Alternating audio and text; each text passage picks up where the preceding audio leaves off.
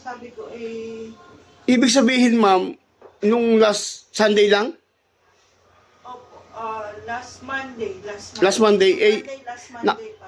nagkaroon na kayo ng, ng hirap ng huminga? Harap na akong huminga, tsaka pagsalita. Kaya kahit yung mga... Tapos mabigat na yung shoulder nyo. Sobrang bigat na po, hindi ko na may lakad yung paa ko at kamay. Ito wala na. O, kaba, nawalan ka ng pag-asa. Sabi ko, baka bigla na lang ano, kaya sabi ko, kung mawawala ako, ihanda na ako, gumano na po. Oo, nung humabili ka na kayo, sir. Oo nga. Ngayon, kamusta? Hanggang ganyan. May pag-asa na yung buhay nyo.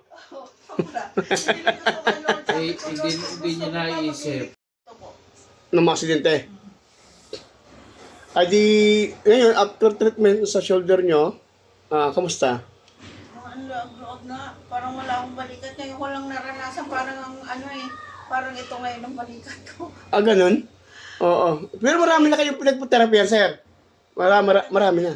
May electric din. May electric din. Nakailang session kayo, halimbawa? Marami po, yung pastor kasing isa din sa amin, voluntary talaga silang pumupunta sa amin para Oo. matulungan ako.